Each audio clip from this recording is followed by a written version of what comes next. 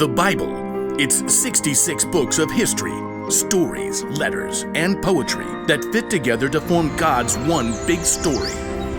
The epic adventure of how He created us and loves us so much that He made a way to rescue us. As we travel through the Bible, from Genesis to Revelation, we discover people who met God and found their lives changed forever. Now, for an amazing story. Inspired by the book of 1 Kings, chapter 21. After David and Solomon, many kings ruled the lands of Judah and Israel. Some of them listened to God, but most did not. King Ahab was worse than any other king of Israel before him. He only thought of himself and did exactly as he wanted to do. Do exactly as I want. Yes, Your Highness. What do you want? 4 calling birds, 3 French hens, 2 turtle doves, and 1... Oh, it escapes me.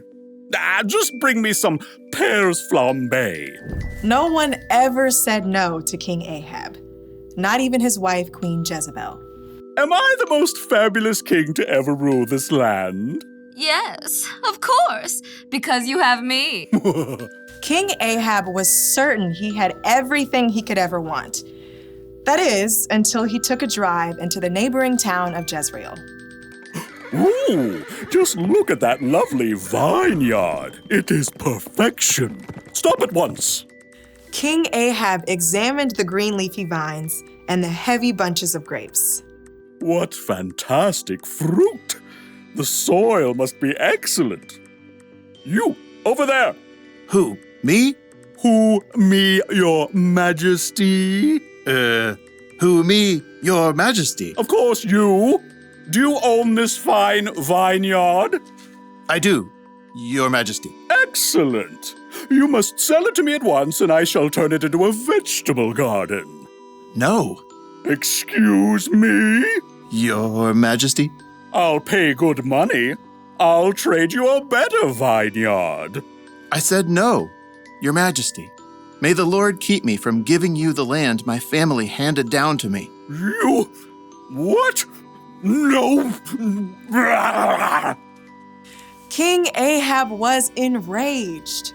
When he returned to the palace, he threw himself down on his bed and refused to eat anything, even date cakes dipped in honey. Why are you in such a bad mood? Why won't you eat anything? Naboth won't give me his vineyard. Oh, snap out of it. You're the king. I'll get you that vineyard. Queen Jezebel was just as bad as her husband, or maybe worse. She wrote a letter to the leaders of Naboth's town. Here is your mission, which you must accept. Number 1, announce a special day and give Naboth an important seat. 2, have 2 bad guys sit across from Naboth and claim that he cursed God and the king. 3, drag Naboth out of the city and throw stones at him until he dies. That should clear. Queen Jezebel sent her message, and the leaders of Naboth's town followed it, to the letter. Tell the queen, mission accomplished. Queen Jezebel was delighted by this terrible news and immediately went to find King Ahab. Oh, woe is me. Naboth won't give me... Get up! Take over Naboth's vineyard. He's dead. What? Mine! All mine!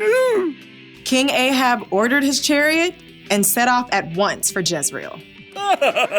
We'll rip out these annoying vines, plant peas, parsnips, potatoes. But even as Ahab garden partied, God spoke to the prophet Elijah. Go down to see Ahab. You will find him in Naboth's vineyard. Ahab has gone there to take it over. God gave Elijah a special message for the king. Elijah had faced Ahab before and knew the king would not be pleased to see him. Okay, here goes. Elijah traveled to Jezreel and found Ahab in the vineyard. Pull out that row of vines. Dig up the soil. King Ahab. The king turned. His eyes narrowed as he spied Elijah. My enemy, you found me.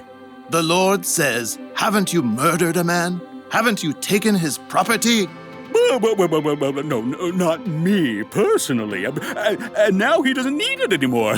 So You've done what is evil in the sight of the Lord. The Lord says, I am going to bring horrible trouble on you. You have caused Israel to sin.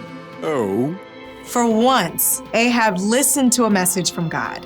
He tore his clothes, a sign of great sorrow for what he had done. He put on the clothing people wore to show sadness. no food. Not even date cakes dipped in honey? Not even date cakes dipped in honey. King Ahab and Jezebel had made themselves miserable, taking more and more. And in the end, both of them paid for it.